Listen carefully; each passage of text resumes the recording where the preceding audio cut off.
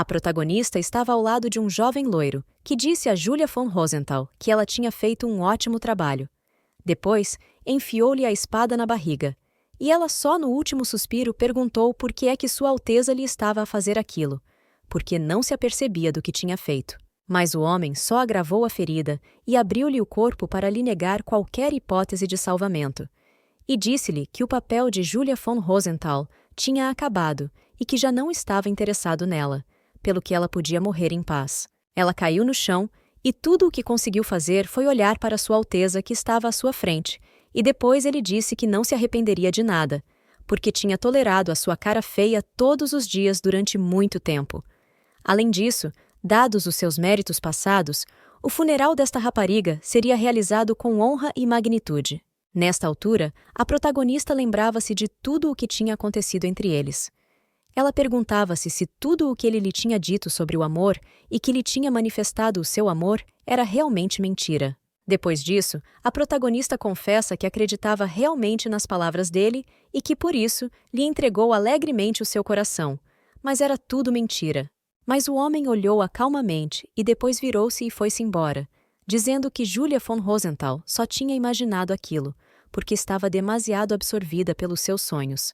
E então, sozinha, a protagonista afirmou em lágrimas que o preço do amor é a traição e a morte. E, provavelmente, o resultado teria sido diferente se ela fosse bonita. Porque era uma tolice acreditar no imperador. Porque era realmente impossível amá-la. Depois, olhando para a sua mão cheia de cicatrizes, a rapariga pensou que se não amasse o imperador, teria encontrado um uso melhor para a sua vida. E então a rapariga, com lágrimas nos olhos, olhou para si própria e pensou que a maldição se tinha quebrado, e que só quando estivesse a morrer poderia alcançar o que tanto queria. Julia von Rosenthal, comandante da Guarda dos Cavaleiros, morreu às mãos do homem que tanto amava. Esta rapariga era uma duquesa conhecida como a Espada do Império, defensora da família imperial. No entanto, nos bastidores da fachada magnífica, era uma espada amaldiçoada.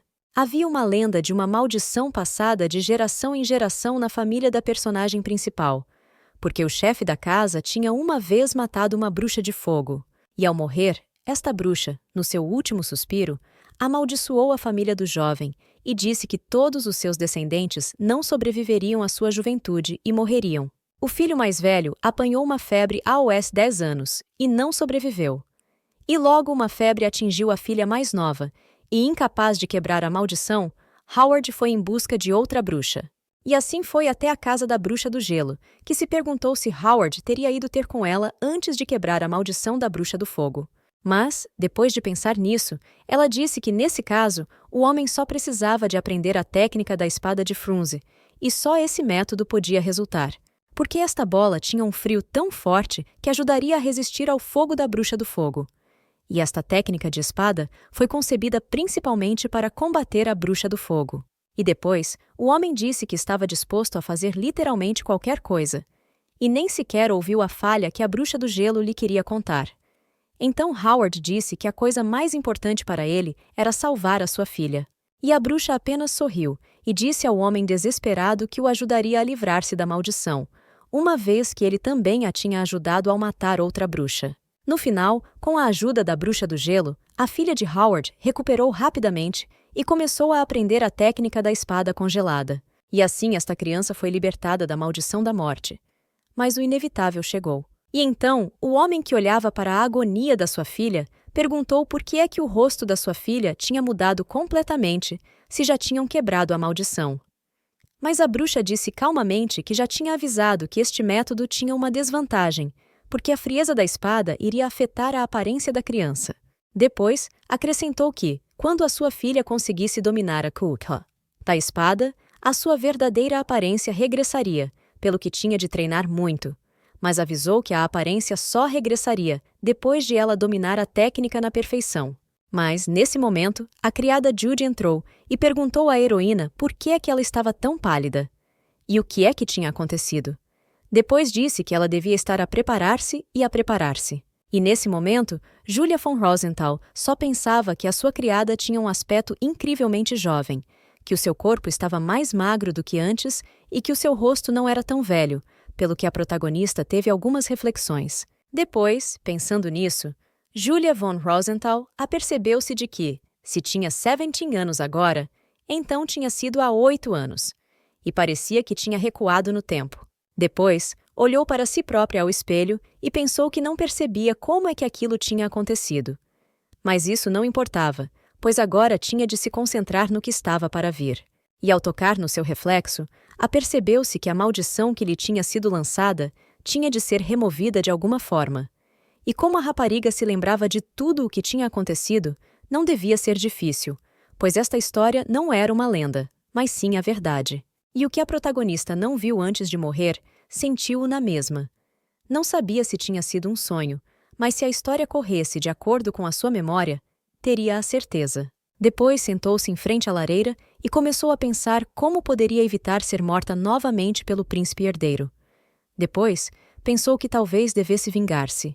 Mas, nesse momento, ao olhar para o olhar tão duro da personagem principal, Judy, com lágrimas nos olhos, estremeceu e perguntou-se o que lhes estaria a acontecer. E a desajeitada Julia von Rosenthal apenas pensou que, sem saber, tinha feito aquela cara e que não tinha qualquer intenção de assustar a rapariga. Por isso, olhou para ela com atenção e pediu desculpa por a ter assustado, e disse que estava apenas a pensar, mas Judith disse calmamente que estava apenas um pouco surpreendida porque a rapariga parecia não estar bem, mas a protagonista disse que estava tudo muito bem. E nesse momento, a empregada informa-a sorridentemente que a rapariga tem mesmo de ir à festa de aniversário do príncipe herdeiro. E a protagonista fica chocada ao pensar que o aniversário do príncipe é o dia em que ela se apaixonou por ele há 8 anos. E se ela se apaixonar por ele outra vez, vai ter outra morte horrível. Por isso, informou com firmeza a criada de que não ia à festa de aniversário porque ia a uma sessão especial de treino. Ela pergunta o que é que se passa, mas a protagonista insiste em dizer que tem de se livrar da maldição. E Julia, sacudindo-a pelos ombros e chorando, disse que era apenas uma lenda, por isso não fazia qualquer sentido. Nesse momento, Julia von Rosenthal olhou para ela com confiança e disse que não se tratava de uma lenda e que só dominando a espada conseguiria quebrar a maldição. Depois sentou-se na cama e pensou no assunto. A Judy olhou para ela com atenção e perguntou-lhe por que é que ela tinha decidido tomar uma decisão tão precipitada. E a protagonista apenas perguntou se a sua criada se lembrava do dia em que foi pela primeira vez a uma reunião social, acrescentando que, nesse dia, todos olhavam para ela como se fosse um monstro no meio deles. E depois confessou que, em criança, tinha medo desses olhares e fugia. Mas agora vai ser diferente. Então, pegou na mão da empregada e pediu-lhe que a ajudasse, mas a rapariga olhou para ela e percebeu que não podia resistir. Como resultado, no dia seguinte, a protagonista levou consigo tudo o que precisava e pensou que todos os preparativos tinham terminado. Depois, entregou a carta a Judy e pediu-lhe que a entregasse ao pai quando saísse da propriedade. E a rapariga disse-lhe, em lágrimas, que seria a única vez que faria algo assim. Ao ver que a sua criada estava muito preocupada, a protagonista apenas sorriu, agradeceu à rapariga e prometeu-lhe que ficaria bem. Depois disso, saiu resolutamente de casa. Depois, a criada cumpriu a sua promessa e foi levar a carta ao duque. E este perguntou-lhe, infeliz, se a sua filha tinha fugido e deixado a carta para trás, pois era o aniversário do príncipe herdeiro e não uma festa qualquer. E perguntou a Judy se a sua filha não tinha sequer dado qualquer razão para o seu comportamento ou lhe tinha dito o que ia fazer. Mas a rapariga disse calmamente que só o tinha feito, porque já não suportava ver a sua senhora sofrer. Depois, olhando cuidadosamente para ela, o homem exalou um pouco de cansaço e, escondendo a carta, disse que parecia que a rapariga estava muito segura de si própria para deixar a carta e nem sequer falar com ele normalmente. Mas isso ainda não era razão suficiente para explicar a ausência da filha na recepção. Depois, olhou para a empregada com atenção e disse-lhe que, aparentemente, Julia von Rosenthal se tinha magoado hoje no treino de esgrima. E a empregada, entusiasmada, apenas perguntou de que é que ele estava a falar e por que é que tinha falado tão subitamente sobre o assunto. Depois, o homem levantou-se do seu lugar e, confiante, olhou para Judy e disse que isso significava apenas que ninguém devia saber que Julia von Rosenthal tinha saído de casa, e perguntou se a criada o tinha entendido, e ela apenas acenou com a cabeça em sinal de concordância. No final, Enquanto passeava na carruagem, o pai do protagonista pensou que a sua família tinha apoiado o imperador durante gerações. Se nada acontecesse, o príncipe herdeiro Leonardo tornar-se-ia o próximo imperador. Por isso, a sua filha também tinha de estar presente para conhecer a família imperial. Mas depois de se lembrar das palavras da criada que não podia continuar a assistir à agonia da patroa, refletiu que também devia ter deixado Júlia fazer o que pretendia. Depois, olhando para o seu pequeno pendente onde estava a fotografia, pensou que tinha de confiar na escolha da filha, pelo que se limitaria a esperar pacientemente que ela regressasse e a torcer para que ficasse bem. Por fim, passado mais algum tempo, o senhor chegou ao Palácio Imperial e sorriu alegremente ao cumprimentar Sua Alteza o príncipe herdeiro e perguntou-lhe se estavam bem. Mas o homem olhou calmamente para ele e disse que estava tudo muito bem, mas depois perguntou por que é que não via a sua filha ao lado do homem.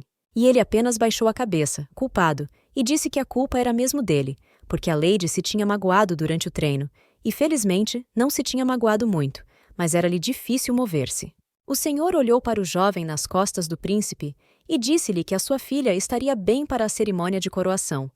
Por isso, o jovem não devia preocupar-se, e apenas agradeceu ao jovem, e foi-se embora com o seu criado. Depois disso, o ajudante olhou para o seu príncipe e perguntou-se se ele já estaria a regressar a esta altura. E o próprio príncipe Leonardo afirmou calmamente que, a menos que Julia von Rosenthal fosse o seu alvo original, tudo não passava de uma perda de tempo. E não conseguia suportar os olhares de todas as outras raparigas que o olhavam tão descaradamente. E então, o assistente ouviu atentamente as suas palavras e disse que, nesse caso, a festa de hoje estava terminada para eles. E o príncipe Leonardo apenas olhou para a janela e sorriu com um sorriso malicioso, para refletir que estava realmente à espera da sua própria cerimônia de coroação, para finalmente conhecer o protagonista. E a rapariga afirma que, após a sua estreia, os rumores sobre ela se espalharam rapidamente entre a nobreza, porque era considerada uma duquesa pelo monstro do duque amaldiçoado. E assim, a personagem principal tornou-se um monstro para toda a gente só porque não era bonita. Por isso, não demorou muito a habituar-se à escuridão, evitando as pessoas e até tentando não olhar pela janela. Mas 8 anos antes, a personagem principal conheceu um príncipe que se aproximou dela como se fosse o destino, e ele encantou a rapariga com a sua ternura, dando-lhe de bom grado toda a atenção e carinho. E ele era o único que parecia ignorar o corpo dela, que tinha sido alterado pela maldição. Mas isso revelou-se uma mentira. E então, a loucamente desiludida Julia von Rosenthal pensou apenas que, se tivesse o mesmo aspecto que tinha no passado, o príncipe Leonardo iria certamente usá-la de novo. Depois, olhando para Antodej, a entrada da gruta onde estava sentada, pensou que já tinham passado cerca de 3 meses desde que subira as montanhas e que o seu 18º aniversário estava para breve. Desde que se tornaram cavaleiros, os nobres juram fidelidade ao Palácio Imperial quando completam 18 anos e são oficialmente nomeados cavaleiros. Desde a antiguidade que a sua família tinha feito um juramento à família imperial, e isso significava que a rapariga estava destinada a ligar a sua vida ao príncipe, o que a deixava furiosa. E então Julia von Rosenthal apercebeu-se de que, aparentemente, este tipo tinha planeado tudo tão bem desde o início. Mas depois apercebeu-se de que não lhe bastava usar a maldição para se livrar dela o mais depressa possível. Porque a maldição se tinha quebrado momentos antes de ela morrer, o que significava apenas uma coisa. Ela tinha de se esforçar até o limite amanhã, e determinada a livrar-se finalmente deste tormento. Ela estava sentada numa emboscada de manhã, olhando para os monstros e pensando que o seu espírito de luta era realmente bom. Mas não se apercebeu de que os monstros tinham ficado muito maiores, porque por mais que a protagonista saltasse entre eles, pareciam estar a ficar cada vez maiores. Mas depois ficou chocada ao reparar que, no meio de todos estes monstros, havia um homem, e não percebia absolutamente nada. Como é que não reparou no momento em que ele apareceu? E como é que este homem ia ficar sozinho contra todos estes monstros? Mas no momento seguinte, a rapariga reparou que a espada daquele homem brilhava intensamente e que uma espécie de aura insanamente poderosa apareceu à sua volta. E então, Julia von Rosenthal percebeu finalmente que aquele homem era um mestre da espada. Mas depois de ver como ele lidava com cada um dos monstros num instante, apercebeu-se de que, se as coisas continuassem da mesma maneira, O mestre da espada iria matar toda a gente em breve, e não sabia o que fazer. Mas, no momento seguinte, conseguiu desviar-se de um ataque que a atingiu não muito longe de si e tentou recuperar o fôlego, horrorizada, sem perceber quem a tinha atacado com um poder destrutivo tão forte. Depois, olhou para trás em choque e percebeu que agora estava a ser atacada pelo líder dos monstros. E a protagonista nem conseguia imaginar como é que este monstro, que vivia apenas nas sombras das florestas profundas, estava aqui, e como é que isso era possível. No momento seguinte, ele rugiu furiosamente e correu em direção à protagonista, fazendo um ataque atrás do outro. E nesse momento, Julia von Rosenthal pensou que uma batalha frente a frente com um monstro destes era de facto insanamente arriscada. Mas depois, durante a sua fuga, pensou que devia ter perfurado um ponto vital e que assim teria uma hipótese. E depois, continuava a esquivar-se, pelo que me perguntei quanto tempo tinha passado desde que ela morrera e renascera, e se teria mesmo acabado assim. Mas então ela deu um salto decisivo na direção dele, e pensou que, com seu corpo atual, só podia simular uma luta, mas era tudo o que podia fazer. Então ela usou sua técnica especial Lâmina da Aurora, e sua espada brilhou com uma luz azul gelada. E então deu um golpe devastador na perna do monstro, fazendo-o cambalear para trás. Depois, a rapariga reuniu toda a força que lhe restava num punho e desferiu outro golpe com a espada, que atingiu o alvo e parecia um golpe de cristais de gelo que feriu gravemente o líder. E a protagonista estava feliz por pensar que tinha conseguido derrotá-lo. E depois de uma tal batalha, tentou recuperar o fôlego, porque realmente não era fácil. Mas, nesse momento, ouviu a voz de um homem que lhe disse que era demasiado cedo para se acalmar, e ficou preocupada a pensar em quem estaria aqui. Mas ele, calmamente, aconselhou-a a voltar para trás. Depois, reparou num outro monstro à sua frente, e no momento seguinte, o tipo disse que a personagem principal estava provavelmente zangada por causa de tudo o que se estava a passar. Depois disso, brincou com o facto de ter acabado de derrotar todos os parentes dela na aparência. Mas depois sorriu e disse-lhe que o seu coração estava despedaçado porque queria tanto ajudá-la, mas tinha uma reunião muito importante, por isso despediu-se e saiu imediatamente. E no fim, disse à rapariga que ela ia ficar bem. E no momento seguinte, ouviu-se o estrondo de um ataque que se aproximou loucamente da protagonista, e ela conseguiu recuar no último momento. Depois disso, olhando para o monstro que rosnava furiosamente, pensou que este tipo não tinha qualquer razão para a ajudar, mas que deixá-la sozinha numa situação destas não era agradável. A rapariga pensou que tinha de sobreviver, custasse o que custasse, e começou a massacrar os monstros um a um. Cambaleava e não conseguia manter o equilíbrio. Depois caiu e olhou em volta para os monstros, e percebeu que nem sequer podia levantar a mão, porque os estava a matar, mas eles continuavam a vir e ela não percebia o que tinha feito de errado.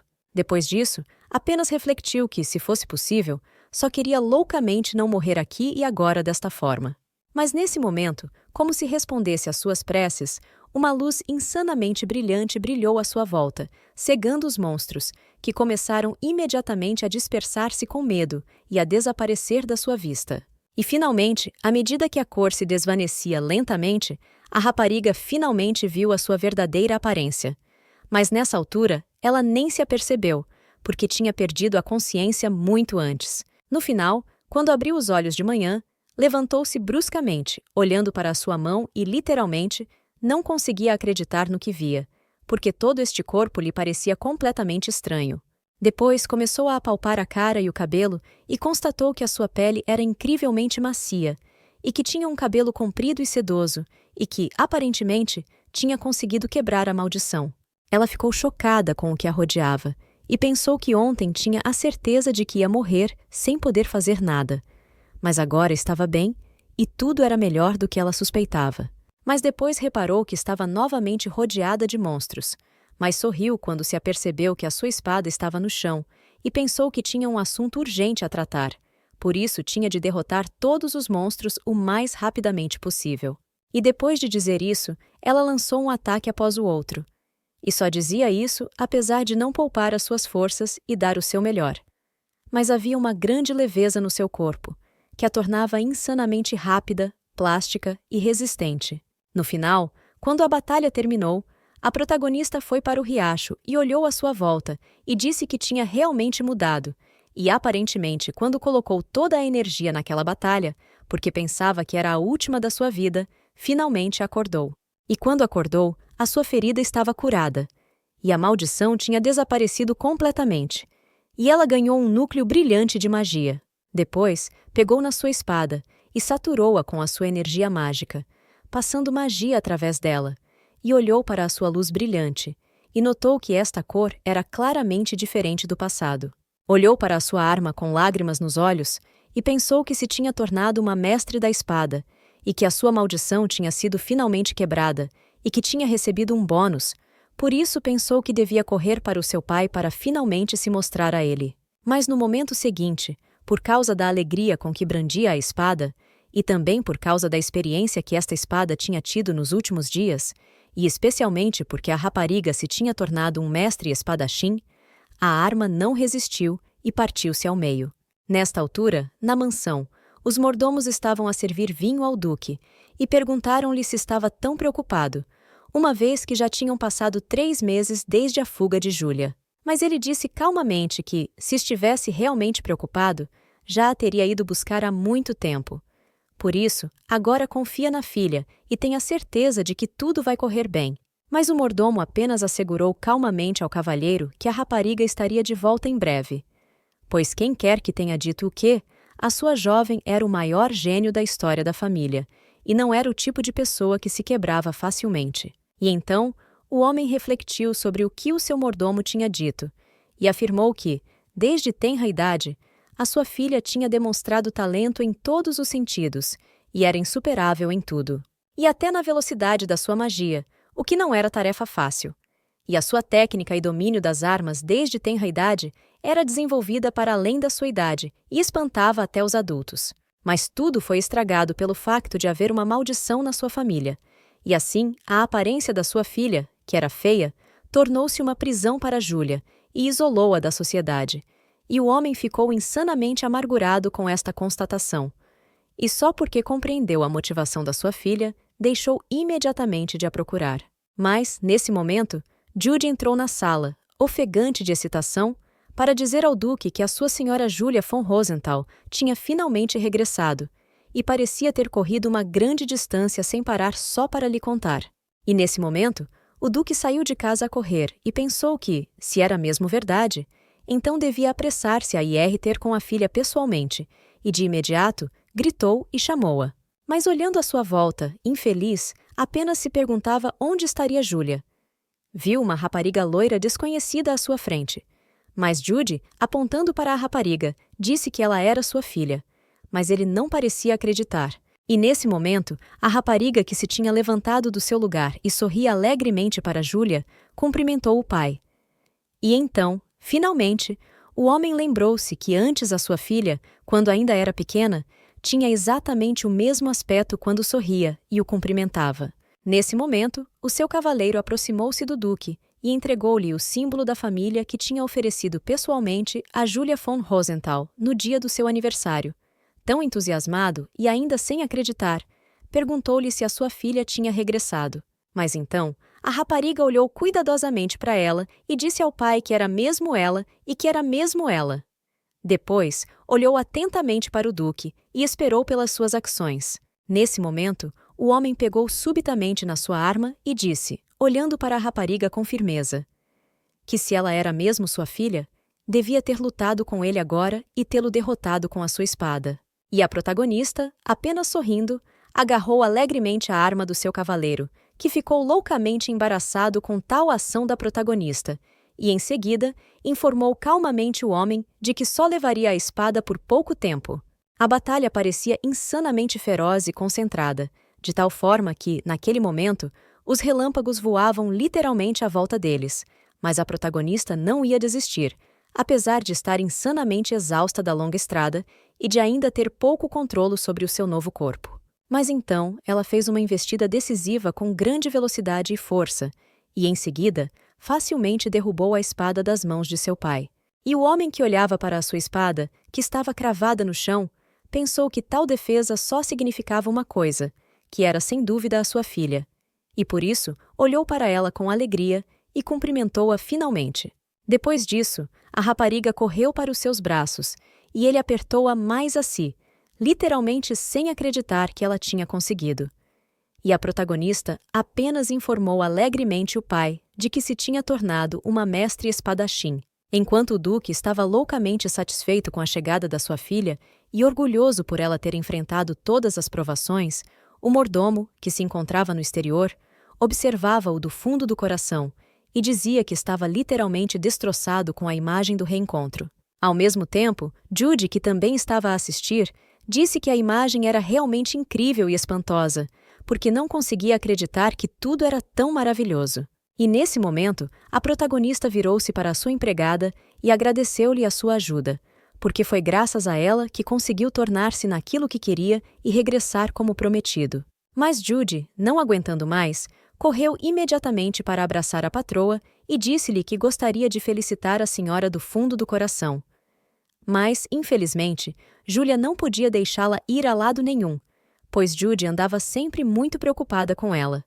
E o pai, olhando para o reencontro da filha com a criada, que também era sua amiga, disse que podiam entrar para conversar um pouco. As criadas estavam a conversar sobre o regresso da sua senhora, mas algumas ainda não a tinham visto. Então, uma das criadas sorriu alegremente e disse que a senhora era a mesma rapariga que tinha entrado com o duque. E a outra ficou literalmente chocada com o facto. Mas a rapariga sorriu alegremente e disse que, ao que parece, a maldição de Julia von Rosenthal já tinha sido levantada e que não era apenas uma lenda e que a sua jovem era a primeira pessoa da família a quebrar a maldição. Quando as outras criadas souberam do facto, ficaram literalmente radiantes e ofereceram-se para vir cumprimentar a patroa à noite e para a felicitar por tão grande feito.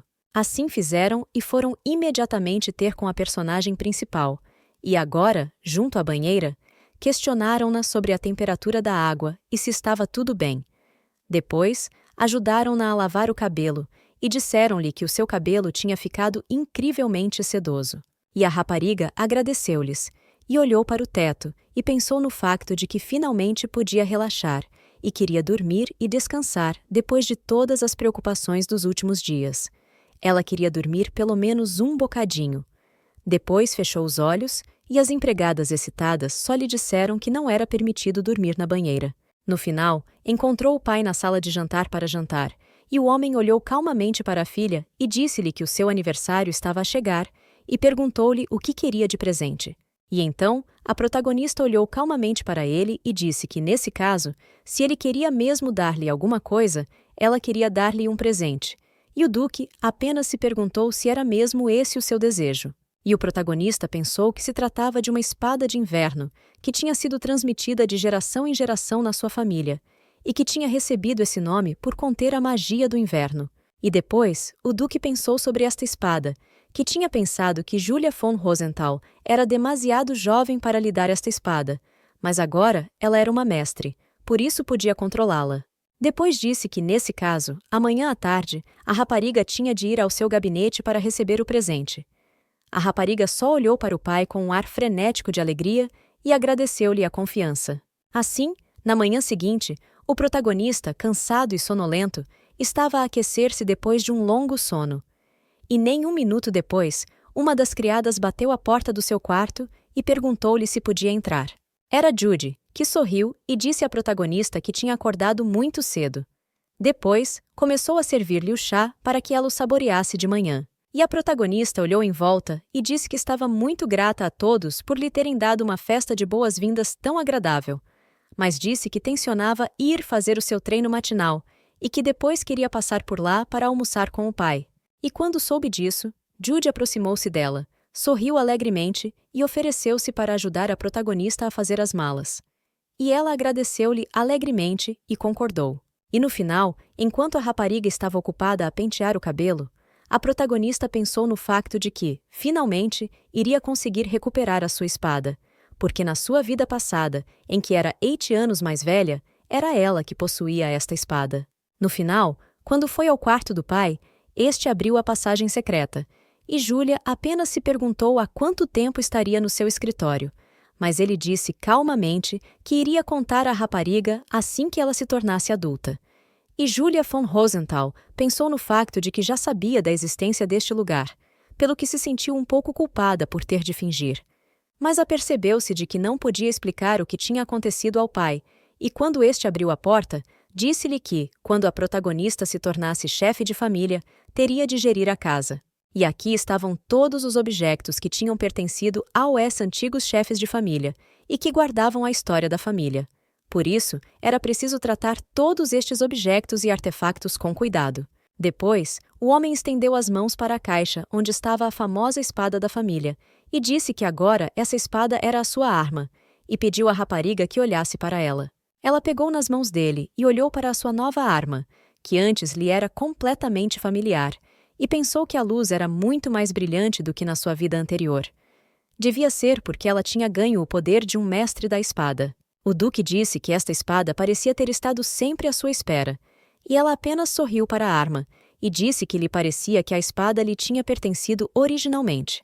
Mas, nesse momento, o pai virou-se para Julia von Rosenthal e disse que, da última vez, tinha dado um tratamento favorável à rapariga, mas que ela sabia que tinha de ir ao palácio no dia do seu aniversário.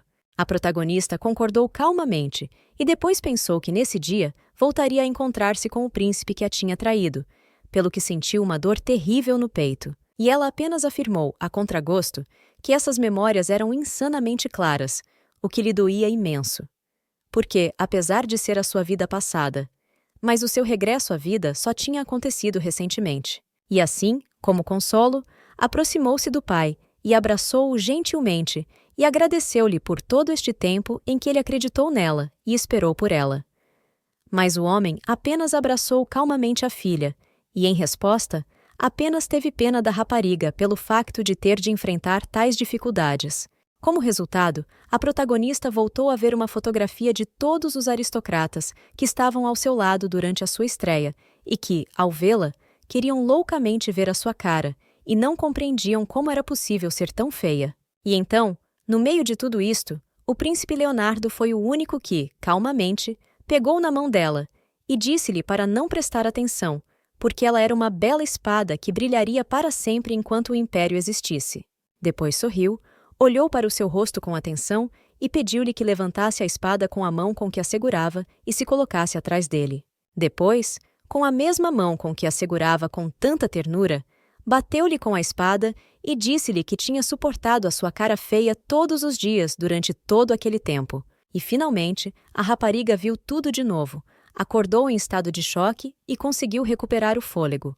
E quando se apercebeu que ainda estava no seu quarto, ordenou a si própria que se acalmasse, porque não podia estar sob a influência daquele jovem. Assim, um pouco mais tarde, no seu palácio, o príncipe herdeiro Leonardo estava a preparar-se para o evento, e o seu assistente disse que, desta vez, Julia von Rosenthal ia ao palácio.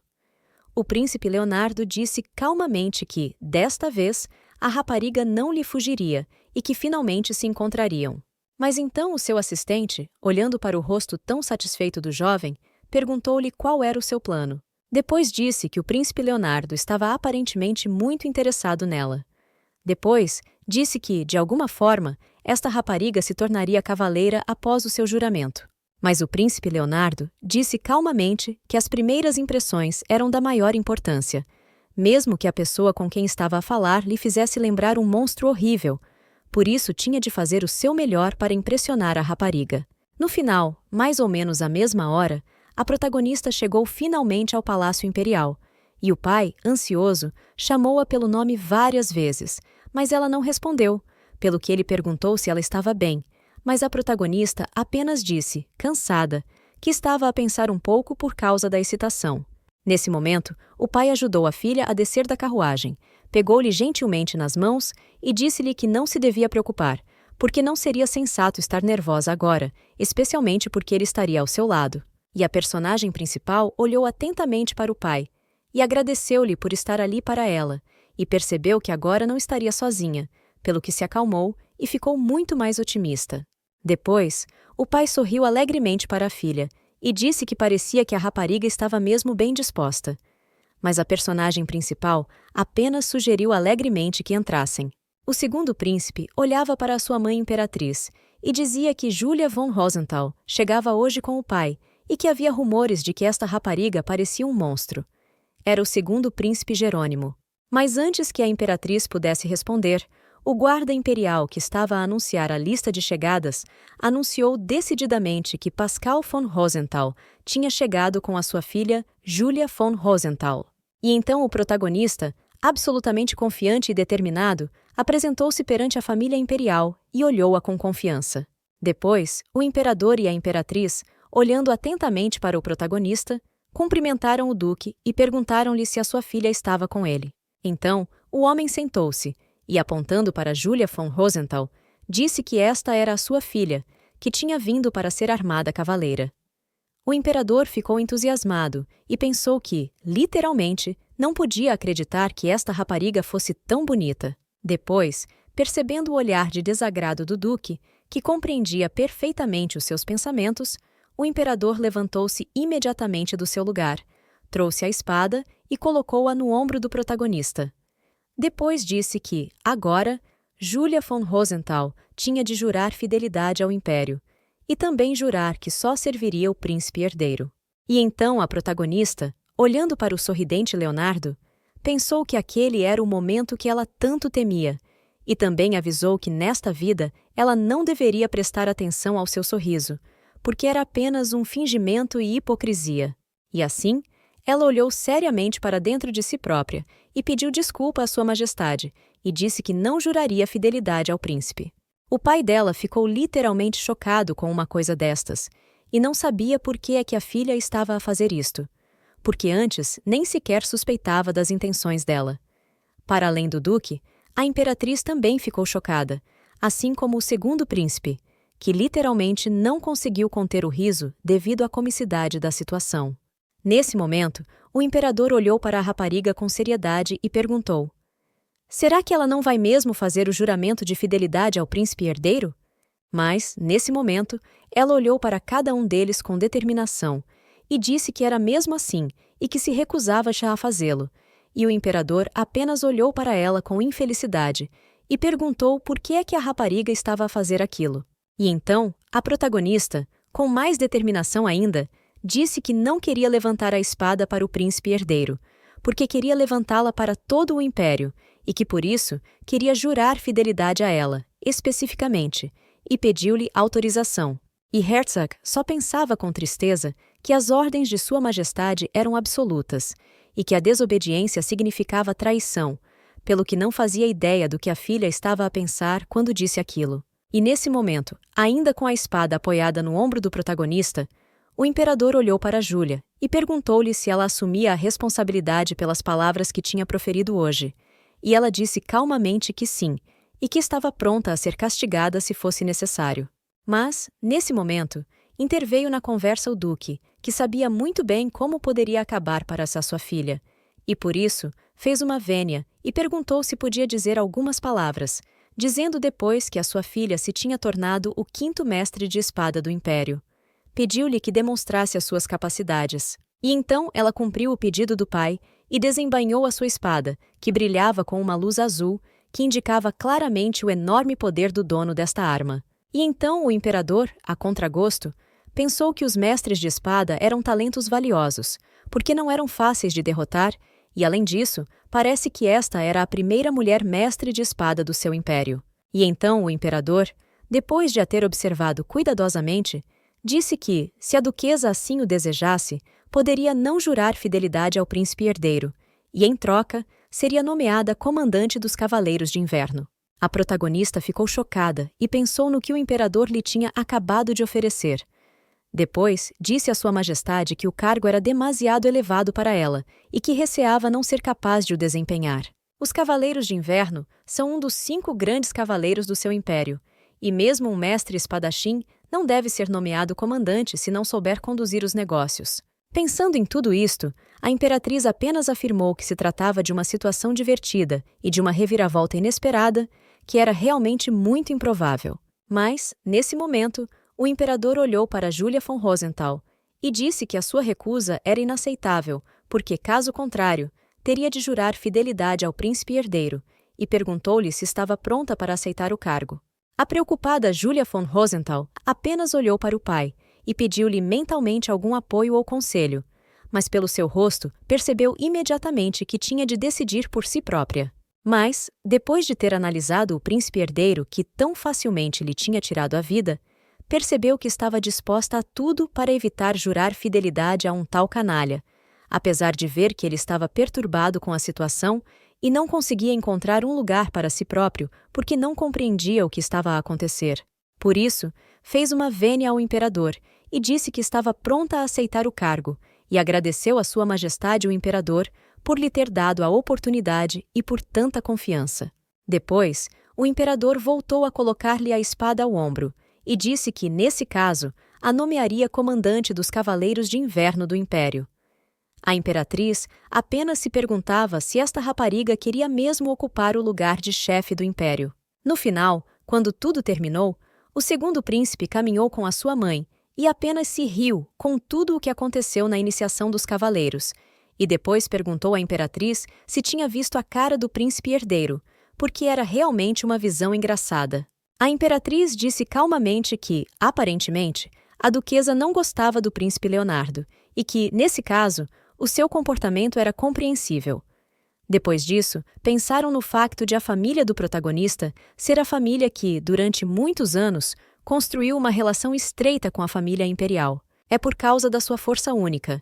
E porque Pascal, o pai do protagonista, cuidava de Sua Majestade, todos tinham a certeza de que a sua filha também seguiria o mesmo caminho e cuidaria do príncipe herdeiro. Mas então a imperatriz chamou o filho mais perto e sussurrou-lhe algo ao ouvido, e disse-lhe que, se ele fizesse tudo bem, o trono seria dele. E o rapaz só dizia, feliz, que a sua mãe era mesmo a mulher mais inteligente. E no final, ao mesmo tempo, o príncipe herdeiro Leonardo, lembrando-se da personagem principal que, com tanta determinação, se recusou a jurá-lo a favor do império, pensou que se tudo fosse realmente muito fácil de conseguir, não seria muito interessante. Quanto mais difícil é conseguir uma coisa, mais feliz é quando a conseguimos. Por isso, pensei que ele faria desta rapariga a sua propriedade. Nesta altura, o protagonista que ia para casa pensou no facto de o seu império ter apenas 5 cavaleiros. Estes eram os guardas-costas, que protegiam apenas o imperador, a Ordem da Guarda, que protegia a família imperial e o Palácio da Sombra, que realizava missões secretas na escuridão, e os leões negros da vanguarda do império e os cavaleiros de inverno dos vinhateiros. E por isso, a protagonista ainda não conseguia acreditar que era a sua comandante, porque isso era bastante pesado. Mas, nesse momento, o pai virou-se para ela, olhou-a seriamente e perguntou-lhe se tinha percebido o que tinha feito hoje. Julia von Rosenthal só pensou no facto de que era realmente obrigada a jurar fidelidade ao príncipe herdeiro e que deveria ter sido uma cerimônia normal, mas depois de se lembrar do que tinha acontecido, disse ao pai que queria que esta espada com uma história tão grande protegesse não apenas um homem, mas todo o império. O pai disse-lhe calmamente que defender o futuro imperador é o mesmo que defender o império. Mas a protagonista disse calmamente que concordava com ele. Mas ela queria proteger toda a gente que vivia neste país, e claro, sabia que seria difícil, mas estava determinada a fazê-lo. E depois, olhando cuidadosamente para o pai, exalou desajeitadamente e admitiu que a filha tinha crescido muito depressa e que ele nem sequer tivera tempo de se aperceber disso, e disse que, nesse caso, respeitaria a vontade dela e não discutiria. Neste momento, no quartel-general dos Cavaleiros de Inverno, os rapazes discutiam o facto de uma rapariga de 18 anos ser agora a sua comandante, e havia rumores de que era a filha do Duque Pascal.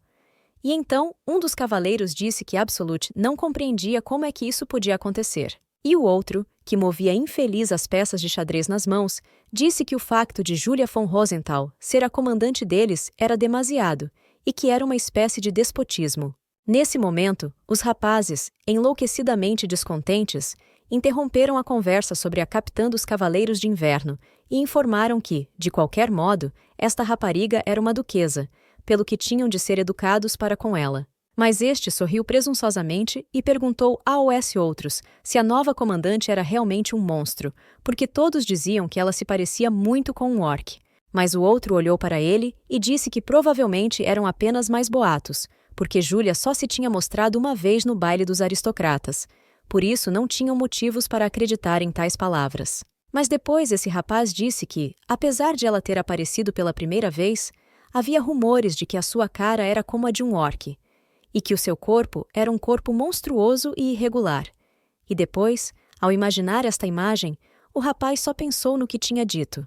E o outro cavaleiro, com um sorriso, disse que isso não passava de uma mentira dos aristocratas cegos pela inveja. E depois, com um olhar matreiro para o seu camarada, disse que aqueles que acreditavam numa coisa dessas eram mesmo idiotas, e que essa frase parecia ter enlouquecido o cavaleiro. Mas o vice-capital disse calmamente que a espada maldita e tudo o que lhe estava associado não passava de uma lenda e nada mais. Mas, no momento seguinte, interrompendo as eternas discussões e até uma luta iminente entre os cavaleiros no gabinete, entrou o protagonista, que disse que a partir de hoje era comandante dos Cavaleiros de Inverno. E apresentou-se dizendo que era Julia von Rosenthal. Os homens que olhavam para ela estavam muito confusos e não sabiam como se comportar, e nesse momento a protagonista disse que era um prazer conhecer toda a gente. Mas, depois de olharem para os jovens, não perceberam literalmente por que é que eles tinham aquelas caras. E limitaram-se a dizer calmamente que a rapariga não correspondia aos rumores que tinham ouvido sobre ela. Mas, nesse momento, o vice-capitão olhou para os seus camaradas e disse que os rapazes deviam ter mostrado o mínimo de respeito pela duquesa, que era agora o seu capitão. E eles, obediente e rapidamente, alinharam-se em frente da protagonista, e depois fizeram uma vênia perante a sua capitã e disseram que estavam muito felizes por a cumprimentar, e ela olhou para cada um deles com um sorriso e disse que estava honrada por os conhecer. Mas, no momento seguinte, o vice-capitão olhou para a rapariga com desdém, e disse que, embora lamentasse muito, não podia aceitar tão facilmente a protagonista nas suas fileiras, e que, se a rapariga queria mesmo tornar-se comandante, primeiro tinha de o surpreender com as suas capacidades. E ela concordou calmamente e acabaram por ir para a batalha, onde uma multidão de pessoas se juntou para assistir. E então, quase todos os cavaleiros já tinham conseguido perder a luta com a rapariga. E então a protagonista, olhando para os tipos já derrotados até a morte, disse que estava muito desiludida com as capacidades dos Cavaleiros de Inverno, mas que achava que eles ainda estavam acima da média. Depois, com um sorriso malicioso, olhou para o vice-capitão, que era o seu novo adversário, e perguntou-lhe o que achava daquilo. Mas o homem olhou para ela e disse que, nesse caso, estava pronto a aceitar o seu desafio, mas pensou para si próprio que a rapariga já tinha lutado com 9 deles, mas nenhum a tinha sequer arranhado. Então o jovem começou a pensar que, se não fosse esta rapariga, a posição de comandante seria dele, e por isso tinha de a derrotar. Depois, começou a lembrar-se que na última missão dos Cavaleiros de Inverno, o seu capitão tinha morrido, e ele era um bom homem, e a sua morte foi, sem dúvida, um forte golpe para cada um dos Cavaleiros de Inverno. Mas então o seu vice-capitão, como um humilde escritor que não teve a sorte de receber a glória, decidiu que esta era uma oportunidade que lhe tinha sido dada pelo próprio Deus. Porque ele tinha a certeza de que tinha trabalhado muito mais do que todos os outros cavaleiros, para ter sucesso. Por isso, decidiu aproveitar esta oportunidade. No final, houve uma batalha, e este homem estava bastante determinado e pôs todas as suas forças a suar durante alguns minutos de batalha com o protagonista. E a própria protagonista, nesse momento, sentia-se bastante confiante e lutava calmamente com ele com uma mão. E só se perguntava por que é que este homem estava tão preocupado. Mas no momento seguinte, o homem deu um salto decisivo na sua direção, o que não confundiu Julia von Rosenthal. E o próprio homem pensou que, assim que esta rapariga apareceu, estragou completamente todos os seus planos, e que tinha de a derrotar para que todos os seus esforços não fossem em vão. Mas, neste momento, o protagonista olhou seriamente para ele, enquanto o bloqueio do ataque informava que o vice-capitão estava a agitar demasiado a sua arma, o que, definitivamente, não o ajudaria. Afinal de contas, era melhor manter uma mente brilhante e executar os ataques com precisão. Depois acrescentou que, a partir de agora, ele nem sequer poderia tocar nas pontas do seu cabelo. Depois, repeliu resolutamente o seu ataque. E depois, olhando para tudo isto das bancadas, Um tipo dos leões negros disse que a nova capitã dos Cavaleiros de Inverno era realmente fantástica, embora falasse com os cavaleiros como se fossem crianças. E outro rapaz entusiasmado disse que tinham vindo ver a batalha por uma razão. Mas, nesse momento, o vice-capitão concentrou todas as suas últimas forças para um novo golpe. E, apesar de ser contra as regras, decidiu usar magia e correu para o jogo principal com determinação. E afirmou mentalmente que esta posição sempre foi originalmente destinada a ele. Mas a rapariga recuou calmamente, afastando o seu corpo do ataque dele e mantendo uma cara fria. E no final, não se deixou magoar. Mas pensou no facto de que este tipo nem sequer escondeu as suas intenções. E as outras pessoas que estavam por perto e a assistir a isto apenas gozaram com o vice-capitão. E pensou no facto de que o homem deles até decidiu usar magia de espada, e aparentemente queria tanto ganhar que quebrou as regras, embora fosse óbvio que nem sequer tinha hipóteses, porque a protagonista não usou nem metade da sua força, que havia pessoas aqui que interferiam constantemente com as suas conversas. E mais uma vez, repetiu mentalmente que estava a lutar para conseguir este lugar pelo qual se esforçou tanto.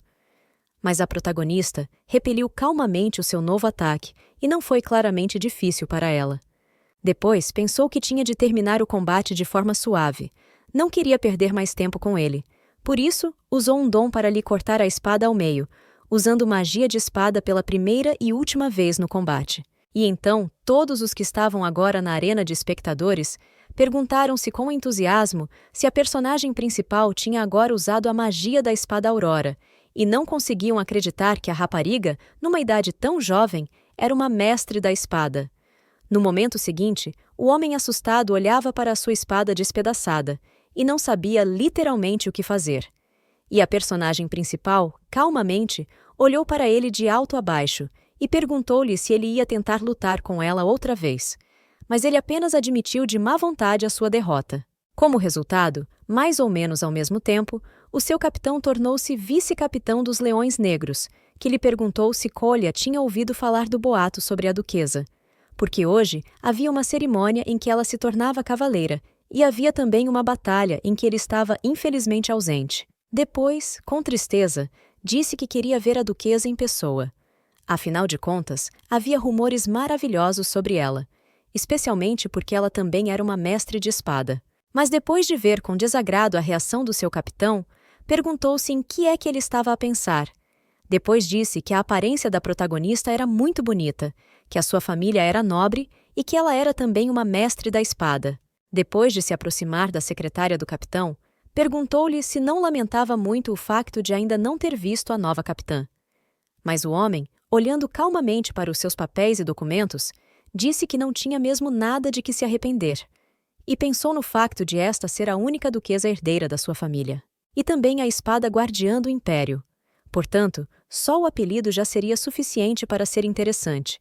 Mas nunca ninguém se tinha tornado mestre de espada entre as mulheres, e havia rumores de que esta rapariga tinha sido amaldiçoada. Mas naquele momento, o vice-capitão do Leão Negro literalmente brilhou e disse que seu capitão tinha que permitir que ele fosse à reunião de amanhã para ver o personagem principal. Ele apenas olhou para a reação do seu subordinado e sorriu. Depois disse-lhe para ir treinar. Nessa altura, o protagonista pensou no facto de que, antes de regressar ao trono, o príncipe Leonardo decidiu iniciar uma guerra de conquista, e os seus planos foram bem-sucedidos, mas que, na primeira guerra, todos os cavaleiros de inverno morreram. O protagonista pensou que, com tais capacidades, o passado iria repetir-se e que os cavaleiros de inverno eram definitivamente mais fracos do que os leões negros. Porque os leões eram liderados por Kiran Winter, e todos os seus espadachins eram dotados de talento e estavam dispostos a dar a vida por este jovem. E pensando nisso, a protagonista apercebeu-se que seria bom aumentar a intensidade do treino dos seus cavaleiros, para que eles pudessem, pelo menos, atingir o nível da sua família.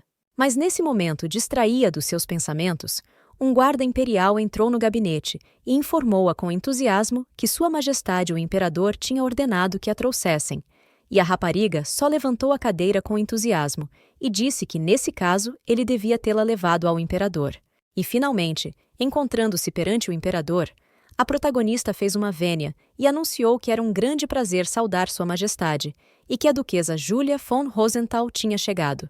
Mas quando abriu os olhos e olhou atentamente para a pessoa que a cumprimentava, viu que o príncipe herdeiro Leonardo estava agora à sua frente e só pensou, infeliz, que tinha sido desagradável ver o seu rosto desde manhã. No final, o imperador disse que tinha ouvido dizer há pouco que a cerimônia de proclamação tinha corrido lindamente e que parecia ter deixado muita gente indiferente. E Julia von Rosenthal disse calmamente que compreendia a reação dos Cavaleiros de Inverno, pois deve ter sido uma surpresa para eles o facto de ela ter sido nomeada sua capitã.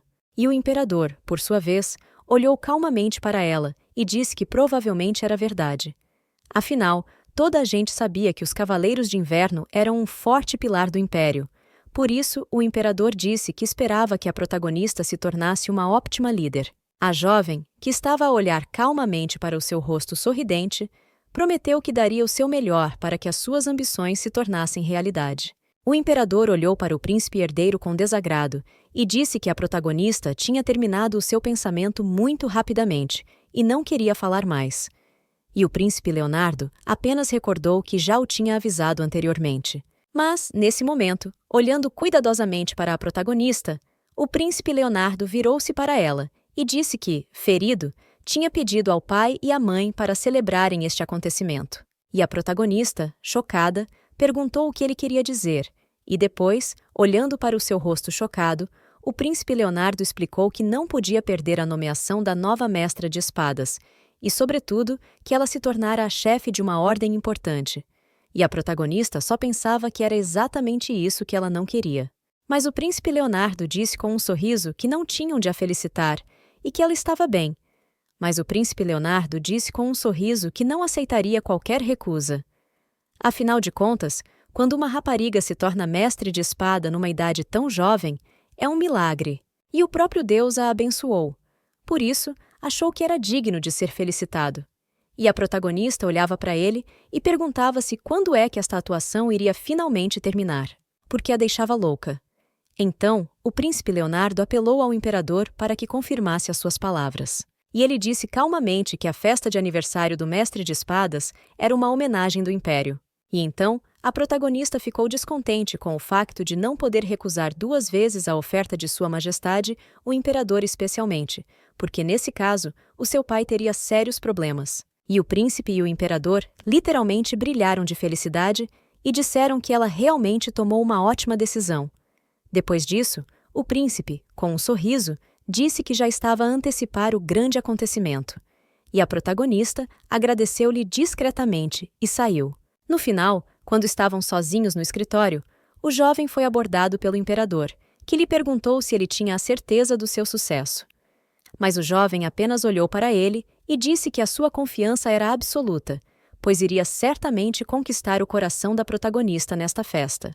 Depois, ao ouvi-lo, o imperador afirmou que o seu filho era muito confiante, mas depois confessou que a família da rapariga era a espada dos guardiões do Império e que era necessário levá-la para o lado deles. Nessa altura, a protagonista caminhava pela rua e pensava no facto de que este feriado era, na verdade, muito desconfortável para ela, porque não queria passar mais tempo com este jovem, porque não tinha muito boas recordações desta recessão, porque no passado, o príncipe herdeiro Leonardo tinha dado festas por ocasião de cada façanha, e no início, a rapariga assistia a elas de bom grado, mas depois os olhares de desprezo pelo seu rosto vestido de forma inadequada, os olhares insultuosos na sua direção e as provocações fizeram-na começar a duvidar de si própria e a odiar este lugar. E então, o único que estava por perto era um jovem que veio ter com ela e disse a Julia von Rosenthal que ela era realmente bonita. E foi por causa do seu apoio que a protagonista se apaixonou por ele. Depois disso, a protagonista admitiu que foi realmente enganada pelas palavras dele, como uma tola, mas percebeu que não podia deixar que isso acontecesse novamente. Depois, deu algumas palmadas nas bochechas e declarou que já era a altura de se livrar de todas as más recordações, porque tinha de viver a sua vida por si própria e não deixar que ninguém a enganasse. Ao mesmo tempo, entrou no bar um grupo de cavaleiros com uma rapariga e reparou imediatamente em Chris, que tinha perdido a luta com o protagonista.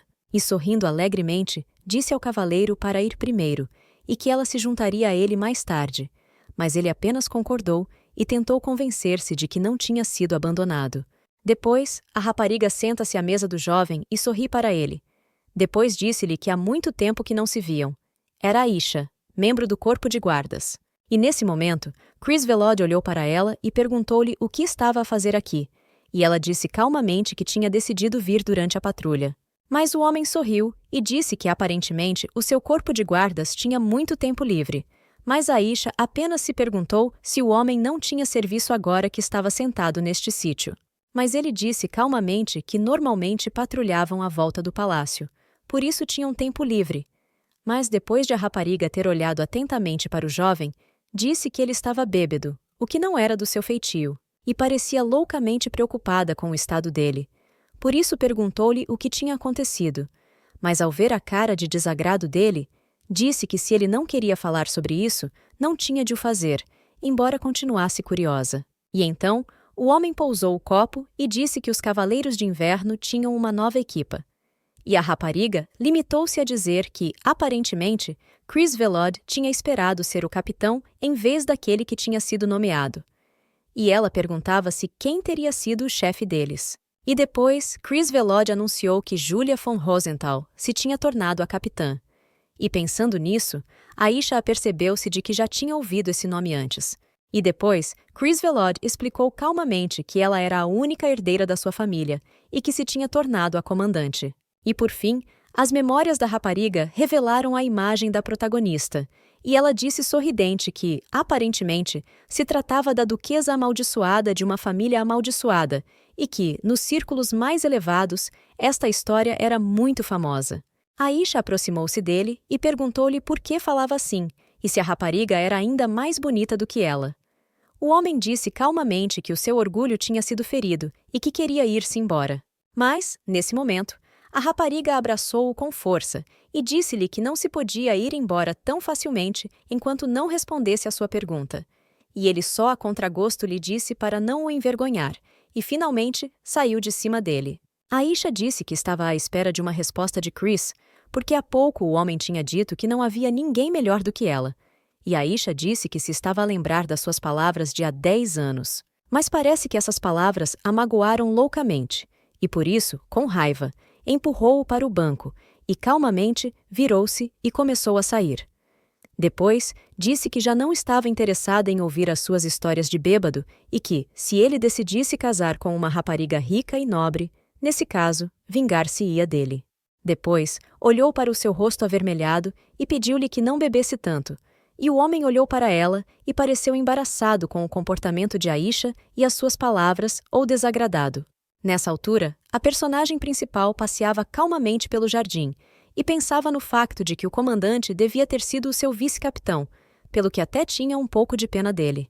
Mas, nesse momento, um rapaz correu para ela, sorriu e cumprimentou o comandante e perguntou-lhe quando é que a rapariga tinha tempo para voltar. Depois, sem esperar por uma resposta, esfregou desajeitadamente a nuca e pediu desculpa pelo que tinha acontecido esta manhã. Mas ela disse-lhe calmamente que não se preocupasse com isso, porque compreendia o seu comportamento. Depois, fez uma vênia e agradeceu ao comandante a sua generosidade. Mas, nesse momento, o protagonista virou-se e, olhando para a área em redor, perguntou onde é que eu era agora vice-capitão, e, ao que parece, com essa pergunta, o tipo ficou realmente chocado. Depois disso, disse desajeitadamente que não podia responder a essa pergunta porque parecia ter se esquecido de onde Chris poderia estar. E uma Julia von Rosenthal descontente só se perguntava se a pergunta era assim tão difícil. Mas, nesse momento, foram afastadas do pensamento por outro tipo, que cumprimentou a comandante e afirmou que ela tinha vindo, e depois disse que o delegado estava aparentemente na zona de recreio e, nesse momento, a protagonista perguntou o que era. E o rapaz apenas sorriu e disse que tinha visto o Chris há algum tempo naquele exato local, e depois pediu desculpas pelo que tinha acontecido recentemente.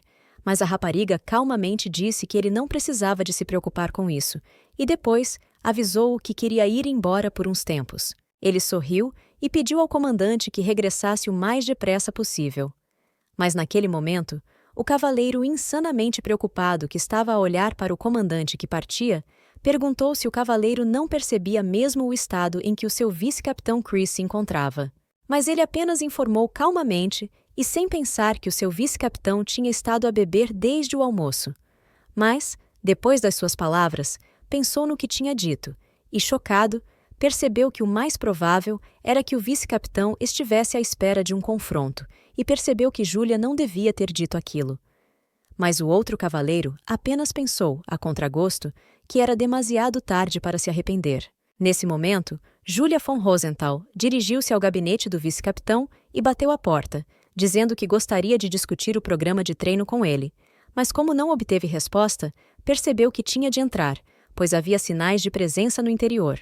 Então, abriu a porta com um ar de desculpa, e a primeira coisa que encontrou foi Chris deitado no sofá, claramente num delírio de embriaguez. Depois, deu alguns passos para dentro, e Julia von Rosenthal sentiu claramente o cheiro a álcool. Por isso, entrou e bateu no sofá, fazendo assim com que o jovem acordasse.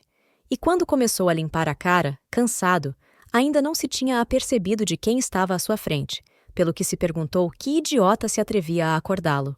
E nesse momento, a rapariga olhou para ele e gritou que era ela a idiota que se atrevia a acordar aquele bêbado que bebia e dormia durante o horário de trabalho. Depois disso, olhou para a cara assustada dele e disse-lhe que ele estava a dormir durante as horas de trabalho e que também estava bêbado, e que por isso não percebia como é que ela devia entender aquele comportamento. Mas o homem limitou-se a dizer, com um olhar enlouquecedoramente embaraçado e desagradado, que não era nada disso. E depois, olhando para a cara dele, Julia von Rosenthal perguntou-lhe por que razão se tinha embebedado e dormido aqui. Mas quando não obteve resposta, disse que estava loucamente desiludida com ele. E decidiu avisá-lo imediatamente de que não tencionava trabalhar com preguiçosos. Depois foi até a porta e abriu-a com toda a seriedade, e disse-lhe que dentro de 20 minutos estaria à sua espera no campo de treinos, e que lhe daria uma oportunidade de se redimir, e depois saiu da sala. Finalmente, passado algum tempo, encontra-se no campo de treinos e olha atentamente para os seus cavaleiros e diz-lhes que todos têm de parar agora, porque vão ter um duelo e as regras são simples. Depois disse que depois de se emparelharem, pegavam em espadas de madeira e demonstravam as suas capacidades, e faziam-no antes do pôr do sol.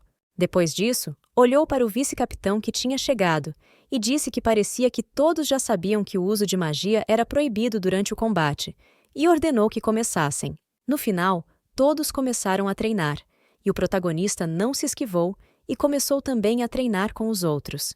E depois, olhando para todos estes cavaleiros, apenas assustado, pensou que o duelo do seu capitão parecia realmente cruel, apesar de não serem inimigos.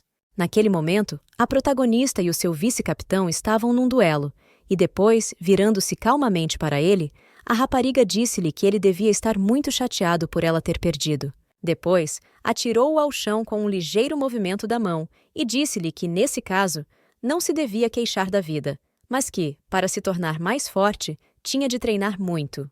E então, olhando para esta imagem assustadora, os cavaleiros aterrorizados relataram que o seu novo capitão era de facto insanamente assustador e não compreendiam por que é que a rapariga era tão cruel para eles. Mas, nesse momento, Chris Velod agarrou resolutamente a espada de madeira e deu um pequeno empurrão para que o protagonista se afastasse dele.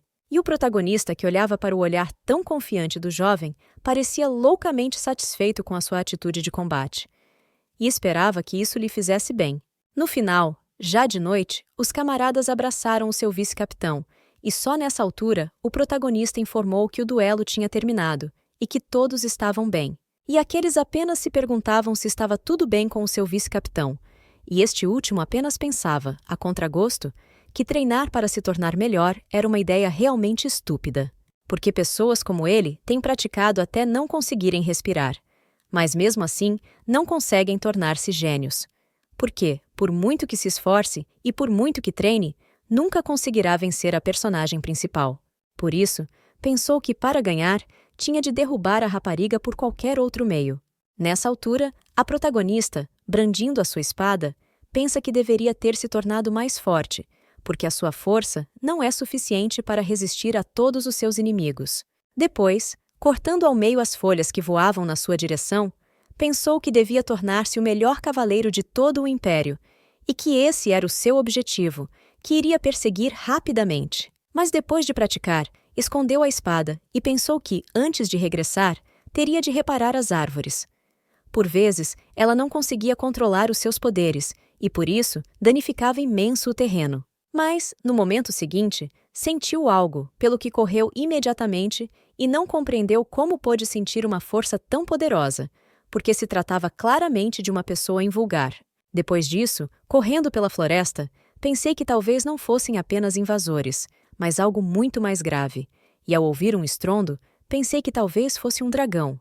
Mas, depois de se esconder atrás de uma árvore e olhar em volta, apercebeu-se do seu erro, e à sua frente estava Kieran Winter, dos Leões Negros, que estava a treinar. E o protagonista afirmou razoavelmente que ele era realmente deslumbrante com a sua espada, o que a fez admirar realmente o tipo. Mas a sua aparência não passou despercebida, pelo que o homem, olhando cuidadosamente na direção da protagonista, perguntou-lhe por que razão estava ela ali parada todo este tempo e ordenou-lhe que aparecesse o mais depressa possível, dizendo depois que, se ela não aparecesse, ele a mataria. E nesse momento, a protagonista saiu desajeitadamente da sombra da árvore e pediu desculpa por ter incomodado o jovem durante o seu treino e acrescentou que não era esse o seu plano. Depois, voou cuidadosamente para longe, e o jovem disse que, aparentemente, diante dele estava um dos cavaleiros de inverno. Depois, olhando para a sua espada, apercebeu-se imediatamente de que essa rapariga era Julia von Rosenthal. Depois disso, escondeu a espada atrás do cinto e perguntou-se por que é que a rapariga tinha decidido interferir no seu treino. Mas ela disse calmamente que, se alguém estava a lançar tanta energia perto do Palácio Imperial, ele devia estar à espera que as pessoas das redondezas se apressassem a verificar. Depois de ter dito que não tinha visto nada, pediu desculpa pelo incômodo e, pensando bem, Kieran Winter disse que hoje alguém tinha sido nomeado novo chefe dos Cavaleiros de Inverno e que era ela. A Jay olhou para ele com surpresa. Perguntou se os rumores se tinham espalhado tão depressa. Depois disso, ela estendeu a mão para um aperto de mão e disse que queria apresentar-se formalmente a ele, e sorriu, dizendo que era Julia von Rosenthal. E como ela sabia, este rapaz era o capitão dos Leões Negros. Mas o rapaz só olhou para ela infeliz e pensou que aquele não era um bom lugar para se apresentar. E a descontente Julia von Rosenthal só se perguntou se ele nem sequer diria que era um prazer conhecê-la, ao que o capitão dos Leões Negros razoavelmente observou que não via razão para o fazer. Depois, o protagonista, com um sorriso, disse que ela parecia estar bastante satisfeita por ver um homem forte. Seria ótimo se pudessem competir um pouco, mas só de olhar para ela, perguntava-se se ela o teria desafiado para um duelo. Mas a rapariga apenas confirmava calmamente a sua especulação. Depois, a protagonista sentou-se num lugar vago sobre uma rocha e disse que, depois de tanto correr enquanto seguia do seu local de treino para aqui, tinha uma sede louca e perguntou se ele tinha água num frasco. Ele entregou-lhe imediatamente a água e atirou-a na direção dela, embora parecesse um pouco desagradado, mas manteve-se calmamente em silêncio. E a protagonista agradeceu-lhe e disse-lhe que, se fosse viva, lhe retribuiria o favor. E o protagonista olhou calmamente em volta e sorriu, porque achou a reação da rapariga muito engraçada. E, finalmente, a protagonista, depois de ter bebido água durante algum tempo, atirou-lhe o frasco de volta e agradeceu-lhe com um sorriso brilhante, dizendo depois que se ia embora. E nesse momento, a lua iluminou perfeitamente os seus cabelos prateados. Depois, o protagonista acrescentou que agora o capitão podia continuar o seu treino em segurança.